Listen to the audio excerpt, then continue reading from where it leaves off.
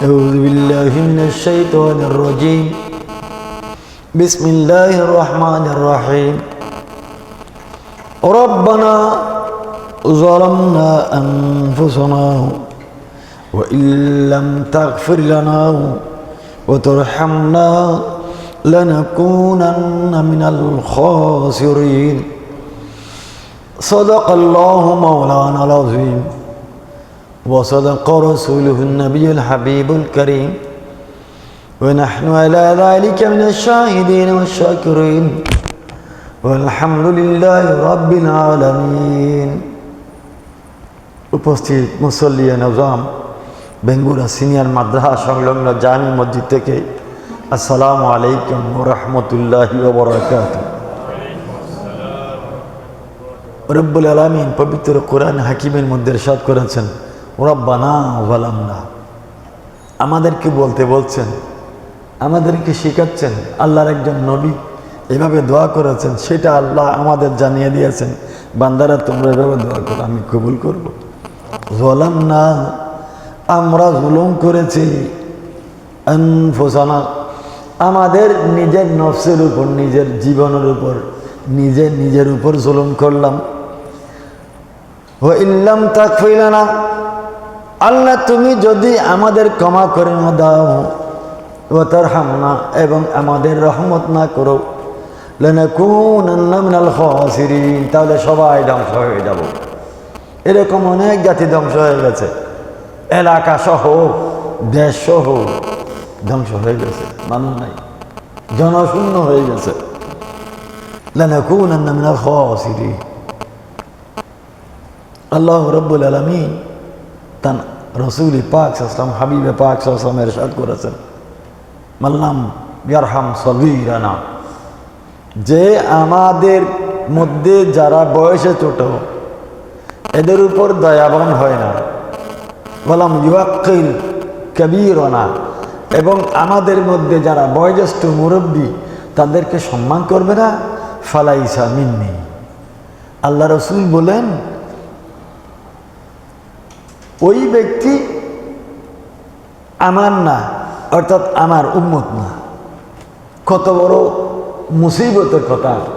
হাসরের ময়দানে যদি সরকার আসলাম একবার বলেন তুমি তো আমার উম্মত না, সর্বনাশ।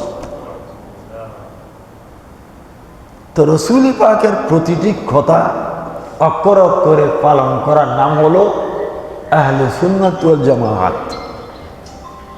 সুন্নি মানি সুন্নত যেখানে আছে সেগুলো আমল করবে। কালকে হঠাৎ করে একজনে বলল, মানুষ ওলি কিভাবে হয়? ওলি কিভাবে হয়? ফরজ, ওয়াজিব, সুন্নতে মুআক্কাদা যেগুলো, সেগুলো পালন করার পরে বেশি বেশি পরিমাণে নফল ইবাদত করবে। আল্লাহ রসুল বলেন, হাদিসে পাকের মধ্যে ইরশাদ করেছেন, মা ইয়াজালু ইয়াতাকাররাবু আবদি ইলাইয়া বিন নওয়াফিল হাত্তা আহবাবতুহু। মা ইয়াজালু, যতদিন পর্যন্ত আমার উম্মতেরা কি হবে না, বাদ দেবে না। কোনো বান্দা যদি আল্লাহর কাছে আসতে চায়, আল্লাহ বলেন সেই বান্দা যদি আমার কাছে আসতে চায় তাহলে ইয়াতাকাররাবু ইলাইয়া বিন নওয়াফিল, তাকে আসতে হবে আমার কাছে নফলের মাধ্যমে, নফলি ইবাদতের মাধ্যমে, যেগুলো করতে বাধ্য নয়, যেগুলো করতে কি নয়, বাধ্য নয়। এমন অনেক কাজ আছে না ইসলামের মধ্যে যেগুলো আমরা করতে বাধ্য নই, যেগুলোকে নফল নামাজ বলি না। অনেক নফল নামাজ আছে না, জুমার নামাজের পরে সুন্নতে মুআক্কাদা কয় রাকাত আছে, ইশাক কয় রাকাত, সুন্নতে মুআক্কাদা হাফেজ ইশাক আরবাউ রাকাতিন আম সিত্তু রাকাতিন কাম রাকাতান বাদাল জুমা। সুন্নতে মুআক্কাদা কয় রাকাত? আরবাউ রাকাতিন, ঠিক আছে। আবার কিন্তু এটা আলা ইখতিলাফিল ইম্মা, অনেক ইমামের কাছে আরও 2 রাকাত বাড়তি আছে, 6 রাকাত। আমার আব্বাজান কিন্তু 6 রাকাত সুন্নত মুআক্কাদা পড়তেন। 4 রাকাত পড়ার নিয়ম আছে, কোনো সমস্যা নাই। কিন্তু জুমার আগে আছে না নাই? এটা কি কাবলাল জুমা, কয় রাকাত আছে? বাদ দেওয়া যাবে? বাদ দেওয়া যাবে। কারণ রসুল পাক সাল্লাল্লাহু আলাইহি ওয়াসাল্লাম যদি জীবনে কোনো একটা কাজ 3 বার করেছেন, 1 2 3 বার, 3 বারের বেশি যখন হয়ে গেছে, এখন কি হয়ে গেছে? এটা 3 বারের বেশি করলে কি হবে? হাদিসের মাধ্যমে এটা সুন্নতে মুআক্কাদা হয়ে যাবে। কি হবে? অথবা যদি নির্দেশ করেন, রসুল পাকের নির্দেশ আছে, কাজটা তো অবশ্যই ওয়াজিব হবে। একবার বললেও হয়ে যাবে ওয়াজিব। রসুল পাক কোন হাদিসের মধ্যে একবার আদেশ করেছেন কোন একটা বিষয়ে, অথবা নিষেধ করেছেন। যেমন ক্বালা নবী সাল্লাল্লাহু আলাইহি ওয়াসাল্লাম লা তাবুল কাইমা, হ্যাঁ আমার উম্মত দাঁড়িয়ে প্রস্রাব করবে না। আদেশ নিষেধ, আদেশ নিষেধ। হ্যাঁ আমার উম্মত দাঁড়িয়ে প্রস্রাব করবে না। তো দাঁড়িয়ে যখন প্রস্রাব করতে নিষেধ করছে, এটা আমাদের উপর না দাঁড়ানোটা কি হয়ে গেছে? না দাঁড়ানোটা ওয়াজিব। দাঁড়ানোটা কি?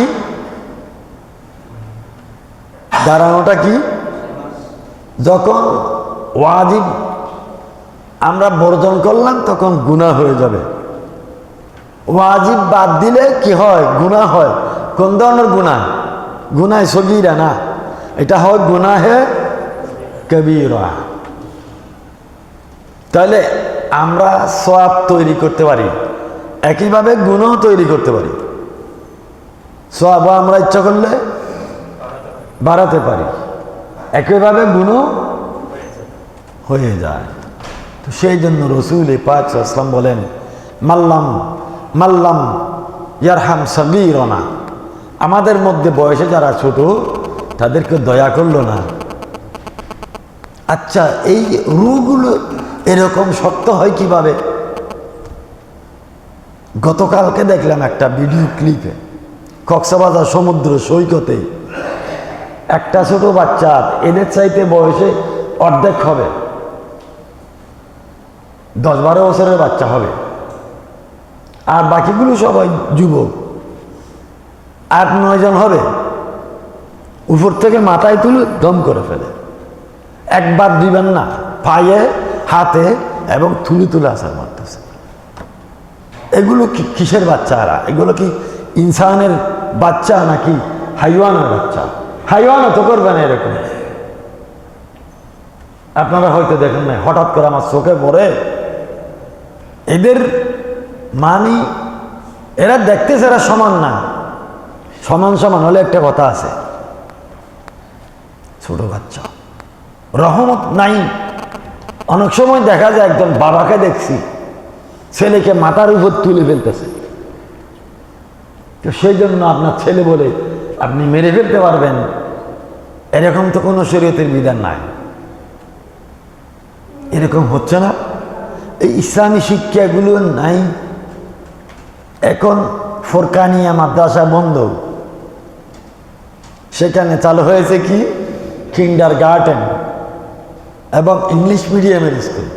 এগুলো কোনো শিক্ষা নাই, ওস্তাদকে মানতে হবে, না মানলে দুনিয়া থেকে যাওয়ার সময় কলমা মুখে আসবে না। যিনি ইসলামী শিক্ষায় শিক্ষিত করেছেন একজনকে, আল্লাহ রাসূল বলেন, মান তাআল্লামা হারফান ফাহুয়া মাওলাহু। কোনো ব্যক্তি যদি তাআল্লামা মানে শিক্ষা গ্রহণ করেছে, বাবে তাফাউল মিনাত তাআল্লুমে, হারফান একটি হরফ, যেমন আলিফ লাম মিম, এখানে 3টা হরফ, একটি একটি অক্ষর। কোরআন শরীফের, কোরআন শরীফ খেয়াল করে এই 3টা অক্ষর পড়লো 30টা নাকি হয়ে যায়। আলহামদুলিল্লাহ, একটাতে 10টা করে। এরকম একটা অক্ষর যদি কারো কাছ থেকে শিখেছেন কোনো মুআল্লিম উস্তাদ, এটা মক্তবের হোক, ফরকানিয়া মাদ্রাসার হোক, অথবা প্রাইভেট হোক, তার সাথে বেয়াদবি করলে দুনিয়া থেকে বিদায় নেওয়ার সময় কলমাটা নসিব হবে না, কলমা মনে পড়বে না, শিখাই দিলেও মুখে আসবে না। সবাই বলেন নাউযুবিল্লাহ। মা বাবার কথা বলে নাই আল্লাহ, ওয়ালা তাকুল লাহুমা উফিন ওয়া কুল লাহুমা কাওলান কারীমা ওয়াহফাজ জানাহা যুল্লি মিনার রাহমাতিক। আল্লাহর কুরআন বলে, এই আমার বান্দারা মা বাবার সামনে গেলে এই বাহু দুটাকে এইরকম উঁচু করে রাখবে না, নামিয়ে রাখো। বসার সময় এগুলা এই দুটাকে দমিয়ে রাখো। তাহলে আমি কি করব এখন?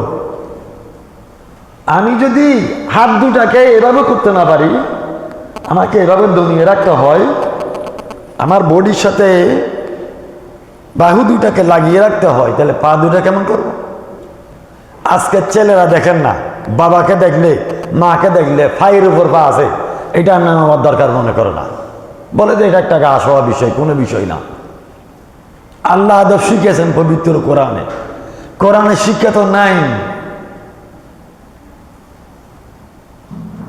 আল্লাহর কোরআন আছে না? হাফেজ সাহেব আছে তো সামনে, হাফেজ ইজাক আছে না? ফুরা এটা একটু বলো তো।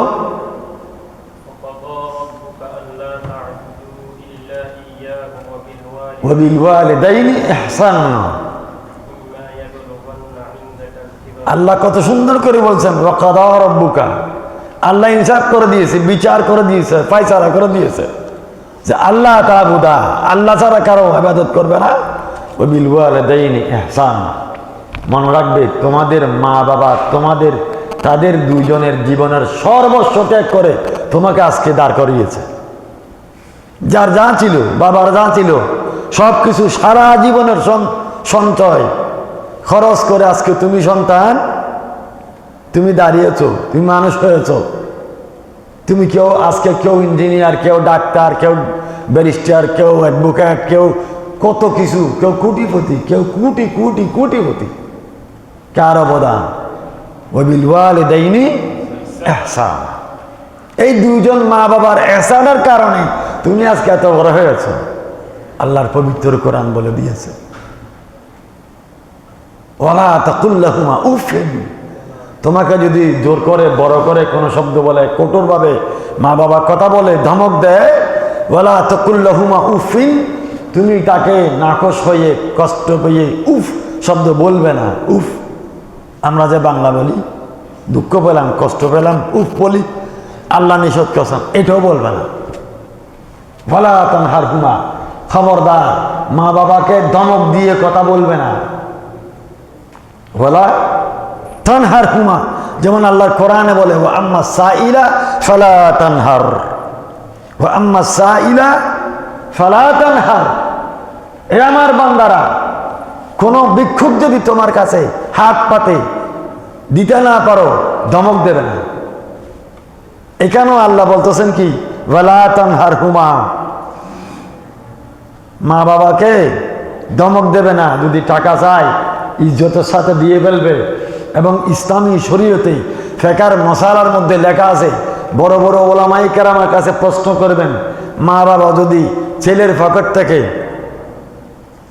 টাকা নিয়ে নেয়, মানিব্যাগ থেকে টাকা নিয়ে নেয়, আলমারি থেকে সাথে খুলে টাকা নিয়ে নেয়, ছেলেকে একটাও বলে নাই, একবারও বলে নাই, এক ফোঁটাও ভাব হবে না। এটা চুরি না, এটা এহসান সন্তানের উপর।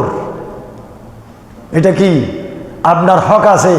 আল্লাহ রাসূল বলেছেন, ইন্নাকুম ওয়া আমওয়ালুকুম লিআবিকুম, তোমরা এবং তোমাদের সমস্ত সম্পদগুলো মালিকানা কার? মালিকানা তোমার বাবাদের মালিকানা। তুমিও তোমার বাবার সম্পত্তি। যতক্ষণ পর্যন্ত তিনি জিন্দা আছেন, ওনার সব কিছু ওনার। কেউ বলতে পারবে না, কোনো শরীয়তে নাই যে বাবা এখন বয়স্ক হয়ে গেছে, আমাদের ব্যাংক ব্যালেন্স দিয়ে ফেলে না কেন, সম্পদগুলো দিয়ে ফেলে না কেন, এই করে না কেন, কোনো অবস্থাতে না। আপনি তরকার অধিকারী, আপনি মালে মতরুকার অধিকারী। মালে মতরুকা মানে কি? উনি ফৌত হয়ে গেছে, ইন্তেকাল করেছেন, এখন আপনি মালিক হয়েছেন। উনি থাকতে আপনি কোনো কিছুর মালিক না। আপনাকে আল্লাহ বলে নাই আপনি আগে মানুষ হন তারপরে আপনি শাদী করবেন, এর আগে না। আপনি টাকা পয়সা কামাই না করার আগেই কেন দান্দায় নেমে গেছেন? বিয়ে শাদী করতে বলছে কে? শাদী করা তো ফরজ, শাদী করা ওয়াজিব, শাদী করা সুন্নত মুআক্কাদা, শাদী করা মুস্তাহাব, শাদী করা মুবাহ, শাদী করা গুনাহ কবিরা। প্রতিটা স্তর আছে। তা আপনি একটা বুঝলে কিভাবে হবে? তাইলে বলতে হবে কি ওয়াবিল ওয়ালিদাইনি ইহসানা। এই মা বাবার দুইজন ইহসানের কারণে তুমি সন্তান আজকে এভাবে এত বড় হয়েছো। কাজেই তুমি ওয়ালা তাকুল্লাহুমা উফিন ওয়াকুল্লাহুমা কাউলান কারীমা, এবং এদের দুজনকে সুন্দর সুন্দরভাবে কথা বলবে। ইসলামী শরীয়ত কখনো বলে না আমি সন্তান আমার মা বাবাকে আমি ওল্ড হোমে দিয়ে আসবো। সবাই বলেন নাউজুবিল্লাহ। এটা ইসলামী সমাজ ব্যবস্থাই বলে না, এটি ইসলামী সমাজ ব্যবস্থার নিয়ম না।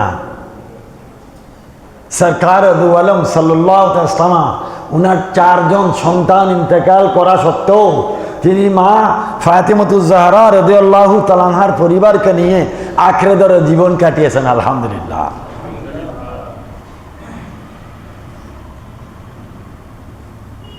তো ওইটাকে কি বলা হয়? পঞ্চতাং বলা হয়। কাফুলিয়াত, হাতের তালুর সাথে কয়টি আঙ্গুল?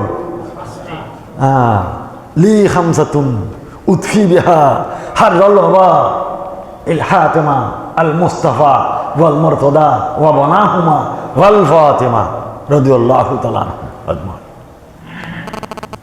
মনে রাখবেন, এই যে কলেরা হয়, বসন্ত হয়, হুজুররা বাড়ি বন্ধ করে দেয়, অনেক কিছু করে কাপড়ের মধ্যে লেখে, দেখবেন ওই দোয়াটা না লিখলে গরবান হবে না। সবাই বলুন সুবহানাল্লাহ। বাড়ি বন্ধ হবে না, জিন পালাবে না, জিনকে বিশ্বাস করতে হবে। নাস্তিক বিজ্ঞানীদের কথা শুনলে ইমান হারাতে হবে। আল্লাহ বলেন নাই সূরাতুল জিন, পবিত্র কোরআনে একটা সূরা জিন নামে একটা সূরা আছে পরিষ্কার। আপনি কেমনে বিশ্বাস করবেন না? ফাবিআইয়ি আলাই রাব্বিকুমা তুকাযযিবান। তোমরা দুই জাতি কিভাবে স্বীকার করবে? দুই জাতি কারা? আল জিন্নু ওয়াল ইনসান। খেয়াল করবেন। আলহামদুলিল্লাহ। সালাতুন ইয়া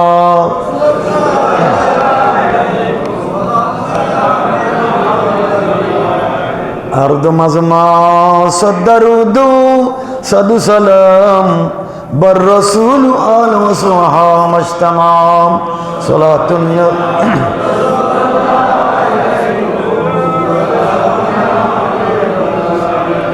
এখন শেষ পর্যায়ে চলে এসেছি। 5 মিনিট হাতে সময় আছে। এর মধ্যে 2টা পারলে 3টা মশালা বলবো, যেগুলো অত্যন্ত অত্যন্ত গুরুত্বপূর্ণ মুসলমানদের ইসলামী সমাজ ব্যবস্থায় মুসলমান সুন্নত নিয়ে বেঁচে থাকার জন্য। সবাই বলেন আলহামদুলিল্লাহ। আমাদের নাম না আহলে সুন্নাত ওয়াল জামাত। তো সুন্নত যদি কিছুই না বুঝি, এই দেখেন একজন প্রশ্ন করছে, এই কিতাবের নাম হলো ফতওয়ায়ে আফ্রিকা। আমি ক্যামেরার সামনে ধরছি। এই কিতাবের নাম ফতওয়ায়ে আফ্রিকা। এটা বড় বড় ফতোয়ার কিতাব থেকে সংক্ষিপ্ত আকারে মাসালাগুলো বের করে সংকলন করে ছোট্ট আকারে আনা হয়েছে। এগুলো বড় কিতাব থেকে ছোট করা হয়েছে, বড় বড় কিতাবের রেফারেন্সে। এখানে দেখেন যে মুসলমানের বাচ্চারা অনেক সময় গোফ রাখে না। চট্টগ্রামের ভাষায় বলে মোচ, উর্দু ভাষায় বলে মোচ, বাংলায় বলে কি গোফ। উর্দু বললে আমরা সিটাঙ্গার মানুষ তাড়াতাড়ি বুঝি। মোচ এমনি बनना के मुंह में आए। আপনি আপনার এই গুফগুলোকে লম্বা করতে করতে আপনার খবর নাই, এটা একদম ঠোঁটের উপরে চলে আসছে, অর্থাৎ মুখে চলে আসছে। তাহলে কি হবে? তাহলে আপনার জন্য এই কাজটা করা কি হয়ে হারাম হয়ে গেছে। আয়ে হারাম ও গুনাহ ও সুন্নতে মুশরিকিন, এটা কার সুন্নত? ও মজুস ও ইহুদ। দেখেন আমি একবারে বলি, मोची इतनी बढ़ाना के मुंह में आए हराम व गुनाह व सुन्नत मुशरिकीन व मजूस व यहूद व नसारा है। उर्दू भाषाয় লিখিত কিতাব এই সুন্নতটা কার? এটা হারাম গুনাহ তো আছে, এটা মুশরিকিনদের সুন্নত, মজুস যারা আগুন পূজা করে এবং ইহুদ এবং নাসারা এদের সুন্নত।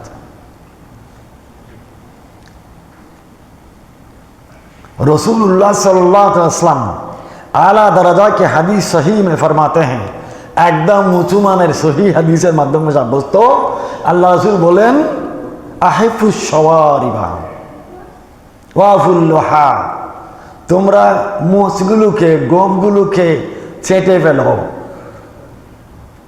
ওয়াফুল লোহা এবং দাড়িকে বাড়াও, ওয়ালা তুসাব্বিহু বিল ইহুদি, এবং তোমরা কখনো ভুলেও ইহুদিদের সাথে নিজেকে সাদৃশ্য করো না। নিজেকে সাদৃশ্য করো না যে এদের পোশাক, এদের কথাবার্তা চলা স্টাইল, এদের বাকভঙ্গি, এদের সব কিছু আমরা মিলামিল করলে কি হবে? মান তাশাব্বাহা বিকওমিন ফাহুয়া মিনহুম। আল্লাহ রাসূল বলেন, কোন জাতি যদি দুনিয়ার মধ্যে ওই পদভ্রষ্ট জাতির অনুকরণ করে চলে, ফাহুয়া মিনহুম, হাসরের দিন সে আমাকে পাবে না, আমি রসুলের পরিচয় পাবে না, মিনহুম এদের দলে থাকবে। সব করলাম, নামাজ ঠিক আছে, রোজা ঠিক আছে, হজ যাকাত সব আছে, একটা সুন্নত রসুলেরটা বাদ দিয়ে কাটটা করলাম, ইহুদি নাসারা মজুসেরটা করলাম, তাহলে সুন্নত আদায় হয়েছে। তাহলে কোনো আহলে সুন্নাত ওয়াল জামাতের দাবিদার মুখ রাখতে পারবে, কিন্তু রাখতে পারবে কতটুকু? ঠোঁটের উপরে আসতে পারবে না, ঠোঁট পর্যন্ত আসতে পারবে না। আর এমনি নির্দেশ হলো কি? কাছে দিয়ে ছেটে ফেলা। লাস্ট হত কত? শেষ সীমা, মোষ বাড়ানো শেষ কত? ঠোঁটের উপরের অংশ পর্যন্ত, ঠোঁটের উপরের কাঁচা পর্যন্ত ক্লিয়ার দেখা যেতে হবে। আর দাড়ি রাখতে হবে কতটুকু? রাখতে ওয়াফুল লোহা, তার সর্বশেষ সীমা হলে এক মুষ্টি দাড়িকে ধরবেন এবং এক মুষ্টি বরাবর হয়েছে কিনা দেখবেন, তারপরে আপনি কাটতে পারবেন। এরপরে ইচ্ছে করলে আরও বাড়াতে পারবেন, সমস্যা নাই, কিন্তু এত বেশি না, ইহুদিদের মতো না। আমাদের বাংলাদেশের যে সালাফি যারা আছে, গায়রে মুকাল্লিদ যারা আছে, মাযহাব যারা মানে না, তারা দেখবেন একবার রবি ঠাকুরের মতো দাঁড়িয়ে এতটুকু চলে আসছে। এটা কিন্তু খেলাফে সুন্নত হয়ে যাবে, এটা কিন্তু কি হবে? খেলাফে সুন্নত হবে। রসূল পাক সাল্লাল্লাহু আলাইহি ওয়াসাল্লাম আন আনাস ইবনে মালিক ওয়া লফজ মুসলিম আন আবি হুরায়রা রাদিয়াল্লাহু তাআলা আনহু, হযরত আনাস বিন মালিক থেকে রওয়ায়াত এবং মুসলিম শরীফের মধ্যে এই হাদিসটা হযরত আবু হুরায়রা রাদিয়াল্লাহু তাআলা আনহু থেকে রওয়ায়াত করেছেন। আনহা উনি বলেছেন, জাজ্জু শাওয়ারিবা ওয়া আরহু আল-লোহা, শব্দ দুটো বেশ কম আছে। একদম তোমার গোপগুলোকে একদম ছেটে ফেলো, চামচাটা করে ফেলো কাছে দিয়ে, চামচাটা। কিন্তু ওইটা দিয়ে যদি মেশিন বসানো হয় তাহলে কি হয় জানেন? ক্ষতিটা কোন জায়গায়? যদি মেশিন দিয়ে চাষেন তাহলে পুরুষত্ব শক্তি কমে যায়, সেই জন্য আল্লাহ রাসূল মানা করেছেন। মেশিন দিয়ে চাষতে নিষেধ করেছেন, এই জন্য সুন্নত বুঝতে হবে। এবং একজন মানুষ প্রতিটা সপ্তাহের মধ্যে নখ কাটা সুন্নত, বগলের পশমগুলো পরিষ্কার করা সুন্নত, এবং নাভির নিচে লোমগুলো পরিষ্কার করা সুন্নত। যদি কি এক সপ্তাহে না পারলো 2 সপ্তাহ, 3 সপ্তাহ, 4 সপ্তাহ, যদি 39 দিন অতিরিক্ত চলে যায়, 39 দিন শেষ, তার এক ওয়াক্ত নামাজও যদি পড়েন, এটা গুনায় কবিরা হবে। প্রতিটা নামাজ আল্লাহর কাছে কবুল হবে না।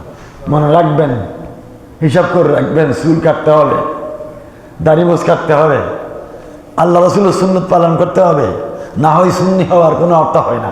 আল্লাহ আমাদের সবাইকে বোঝার তৌফিক নসিব করুন। হাসবুনাল্লাহ।